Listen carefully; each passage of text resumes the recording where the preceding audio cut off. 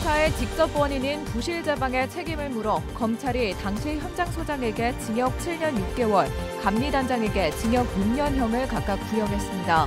오송 참사 피고인에 대한 첫 구형입니다. 오송 참사 시민진상조사위원회도 넉 달 만에 최종 결과를 내놨습니다. 재난관리 시스템이 작동하지 않았다며 충북지사 형사처벌과 피해자 지원 등을 요구했습니다. 오송 참사 당일 3명의 사상자를 낸 청주 삼순환로 사면 붕괴 사고와 관련해 지자체와 도로관리청 등 공무원 6명도 검찰에 송치됐습니다. 전국에서 유일했던 충북의 출생아 증가세가 꺾였습니다.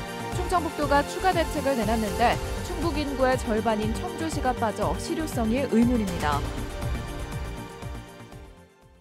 시청자 여러분 안녕하십니까? 뉴스데스크 충북 소식입니다. 14명의 희생자와 16명의 피해자를 낳은 청주 오송 지하차도 참사와 관련해 검찰이 가장 먼저 직접 원인으로 지목된 부실 제방 관련자들에 대한 징역 6년 이상을 구형했습니다. 사건 발생 9개월여 만에 오송 참사 피고인들에 대한 첫 구형입니다. 이지현 기자입니다. 길이 430m, 높이 4.5m. 거대한 지하차도를 순식간에 집어삼킨 흙탕물. 인근 미호강의 부실한 임시제방이 불어난 강물을 버티지 못해 벌어진 일입니다. 임시제방은 미호천교 확장공사 편의를 위해 임의로 기존 제방을 절개한 뒤 우기에 닥쳐 부랴부랴 쌓아 올렸던 것입니다. 검찰은 가장 먼저 참사의 직접 원인으로 지목된 이 부실 제방의 책임을 물어 당시 현장 소장과 감리단장에게 각각 징역 7년 6개월과 6년을 구형했습니다. 참사 발생 9개월 보름 만에 피고인들에 대한 첫 구형입니다. 이들에게는 업무상 과실치사상 혐의는 물론 참사 이후 시공계획서 조작을 지시하는 등 증거 위조교사 혐의까지 4개 혐의가 적용됐습니다. 그러면서 법정 형량의 거의 최대치가 구형됐습니다. 구형에 나선 검찰은 공사를 총괄하고 관리 감독하는 책임자들이 부실한 제방을 알고도 묵인해 국가적 재난을 불렀고 이후 원인 규명도 방해했다고 지적했습니다. 이에 대해 감리단장은 결심 공판에서 참사 당일 전후 여러 기관에 긴급 상황을 알린 점을 참작해달라며 죄송하다고 대부분 인정했습니다. 반면 첫 공판부터 혐의를 부인해온 현장 소장은 감리단과 발주청과 달리 시공만 맡아 책임 소재가 없다고 반박했습니다. 두 피고인에 대한 선고는 다음 달 31일 예정된 가운데 검찰이 기소한 30명과 법인 2곳에 대한 재판도 줄줄이 남아 있습니다. 지금까지 검찰이 밝힌 기소 목록에 김영환 충북도지사와 이범석 청주시장 등 최고 책임자는 이름을 올리지 않은 가운데 검찰은 검토하고 있다는 입장만 반복하고 있습니다. MBC 뉴스 이지연입니다. 앞선 MBC 뉴스에서 전해드렸듯이 지난해 30명의 사상자를 낸 오송 지하차도 참사와 관련해 변호사와 교수 등으로 구성된 시민진상조사위원회가 넉 달 만에 조사 결과를 발표했습니다. 재난관리의 모든 단계가 제대로 작동하지 않았다면서 김영한 충북지사 등 책임자들을 형사처벌해야 한다고 밝혔습니다. 김대웅 기자입니다. 지난해 7월 15일 오전 7시 1분 인부 6명이 삽으로 흙을 퍼담아 임시제방을 보강하고 있습니다. 이날 새벽 중장비가 투입됐다면 오전 7시 58분 제방이 넘치지 않았을 것이라는 게 시민조사위의 결론입니다. 이후 700m 거리에 물이 퍼져나가면서 지하차도에 물이 들어차기까지는 30분이 넘는 이른바 골든타임이 있었습니다. 이때 제방이 붕괴된 사실을 제대로 전달해 도로를 통제했다면 참사는 벌어지지 않았을 겁니다. 상황실은 청주시 당직실에 전달했지만 청주시는 해당 사실을 충북도청에 전달하지도 않고 결국 아무런 대응 조치도 없었습니다. 참사를 막을 기회는 더 많았습니다. 2020년 초량 지하차도 참사 이후 충청북도는 침수 위험도 기준을 만들었는데 하천저지대 위치를 쏙 빼고 궁평이 지하차도에 가장 안전한 등급을 매겼습니다. 기준을 만들 때 행안부가 내려보낸 공문을 부서 간에 서로 전달하지 않았기 때문입니다. 청주시 역시 이 지하차도를 여름철 재해 우려 지역에서 빼면서 침수 위험을 제대로 살펴보지 않았습니다. 집중호우가 발생하고 나서는 충청북도와 청주시가 각자 재난안전대책본부를 만들어 정보를 공유하지 않았고 각종 재난 상황 점검과 비상대책회의는 방심하지 말라는 정도의 형식적인 내용에 그쳤습니다. 이른바 컨트롤 타워는 없었습니다. 재난관리 체계상 예방, 대비, 대응, 복구 시스템이 있는데요. 그중에 제대로 작동된 게 하나도 없었다라고 말씀드립니다. 시민진상조사위는 지난해 이 지하차도에서 벌어졌던 참사가 불가항력의 재난이 아니었고 막을 수 있던 기회를 여러 차례 무산한 모든 관련 기관의 책임이 있다고 결론을 냈습니다. 조사위는 김영환 충북지사와 이상래 전 행복청장은 중대재해처벌법을, 이범석 청주시장은 업무상 과실치사죄를 적용해야 한다면서 검찰의 조속한 수사를 촉구했습니다. 도로 관리에 관련돼서는 충북도지사의 중대재해처벌법상의 책임, 마지막으로 이 재난의 전반적인 관리에 관련돼 가지고는 청주시장의 업무상 과실치사죄에 따른 책임. 오송 참사 이후 검찰은 지난 9개월간 수사본부를 꾸려 30명을 기소했지만 이른바 윗선은 아직 소환하지 않았습니다. MBC 뉴스 김대웅입니다. 시민과 전문가들이 직접 진상조사에 나선 또 하나의 목표는 피해자 지원과 재발 방지를 위한 제도 개선이었는데요. 유족과 생존자들이 가장 두려워하는 건 달라지는 게 하나도 없이 그냥 잊혀지는 것이었습니다. 이병선 기자입니다. 참사 현장에서 구사일생으로 목숨을 건진 한 생존자는 시민조사위원회와의 인터뷰에서 이렇게 말했습니다. 탈출 직후 여러 사람이 찾아와 왜 혼자 탈출했나, 왜 너만 나왔느냐 취조하듯이 물었고 같은 걸 계속 물어 울었다는 겁니다. 생존자의 심리적 안정 조치는커녕 반복적인 조사와 부적절한 질문으로 상처를 키운 겁니다. 112와 119에 신고를 해도 오지 않는 상황에서 죽을 고비를 넘긴 생존자들은 구조라는 표현을 쓰지 않고 자력으로 탈출했다고 말합니다. 참사 현장에서 당국의 가족의 생사를 확인하려는 유족에게는 우리도 모른다, 병원으로 옮겼으니 가서 확인하라는 답만 돌아왔다고 합니다. 신고, 구조, 응급조치에서 공적 사후 대응까지 공적 대응 체계가 전혀 작동하지 않고 피해자 개인의 자력 탈출과 자구 노력으로 생환되거나 희생되는 그런 상황이었다. 극심한 우울증과 불면증 같은 트라우마에 생업을 이어가기 어려워도 생존자나 유족에 대한 체계적인 지원이 미흡했고 진상규명 과정에 있어서도 수사 중이라는 이유로 알 권리가 제대로 보장되지 않았다고 조사위는 밝혔습니다. 희생자에 대한 진정한 애도는 진상규명이고 피해자들의 피해 회복 첫 단추는 책임자 처벌이라고. 이것은 재발 방지를 위해서도 필수적으로 선행되어야 할 것입니다. 세월호부터 이태원, 오송까지 반복되는 참사의 구조적 원인을 밝히는 데 주력한 조사위는 재발 방지를 위한 제도 개선 과제도 제안했습니다.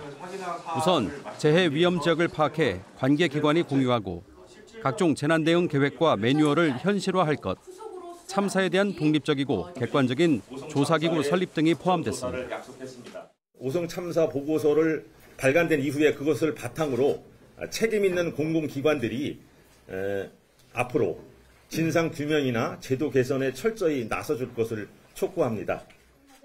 한편 오송 참사 시민대책위와 유족, 생존자들은 내일 청주지검 앞에서 결의대회를 열고 최고 책임자에 대한 제대로 된 수사를 촉구할 예정입니다.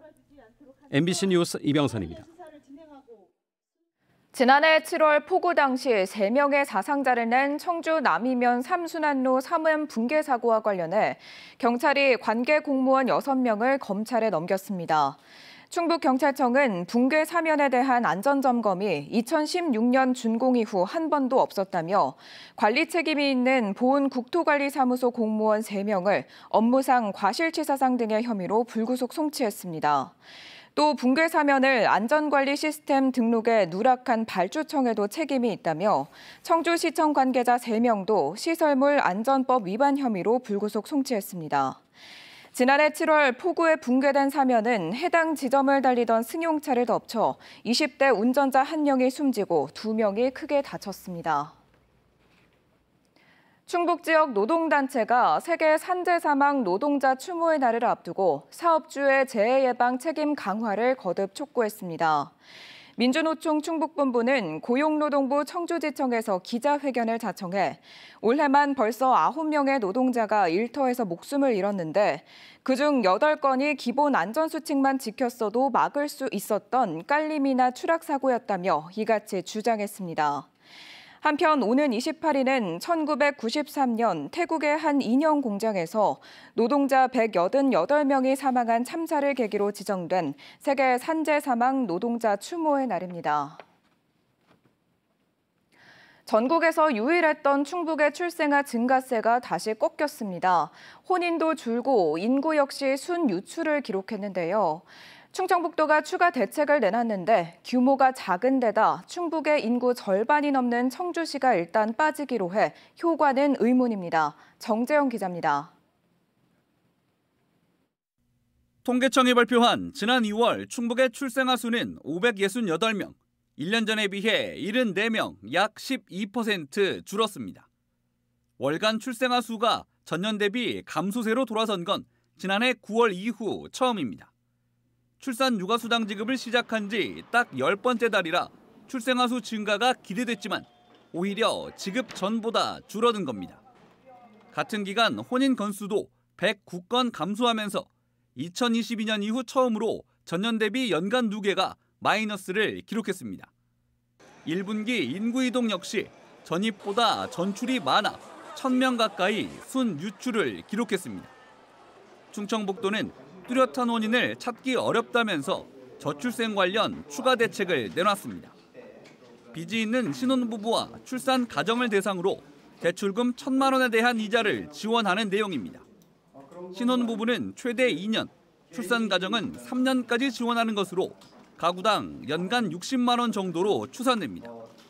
또 아이가 5명 이상인 가정에 18세 이하 자녀에게 한 사람당 매년 100만 원 지원을 추가했는데 조건이 되는 대상은 228가구 뿐입니다.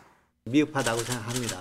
그래서 이것은 앞으로 계속 확대되게 될 것이다. 금액도 확대될 것이고 대상도 확대될 것이다. 그런 말씀을 드리고 예산은 도와 시군이 절반씩 부담하기로 한 상태. 하지만 인구뿐만 아니라 출생아 수도 가장 많은 청주시가 불참하면서 우선 10개 시군에서만 시행될 예정입니다. 직접 찾아가서 설득도 하고 했지만 좀 재정적으로 어려움이 있다. 왜냐하면 청주시가 출생아 수나 이런 게 거의 돈의 60% 정도 돼서 재정적으로 어려움이 있다 해서 지금 일단은 청주시를 제외하고 산후조리비와 분만 취약지역 교통비 지원 등도 이번 추가 지원책에 포함했는데 앞서 이미 발표한 것으로 시행이 미뤄졌을 뿐 새로운 대책은 아닙니다. 추가 대책 추진에 필요한 신규 예산은 도 몫으로만 27억 5천만 원에 달합니다. 최대 도시가 빠진 반쪽짜리 지원책의 효과도 의문이지만 하필 도의회 심의 중에 기대에 못 미치는 성적표가 날아들면서 충청북도의 고민은 더 깊어지는 모양새입니다. MBC 뉴스 정재영입니다. 충청북도가 추경을 통해 추진하려던 중점사업 예산들이 도의회 상임위에서 잇따라 삭감되고 있습니다.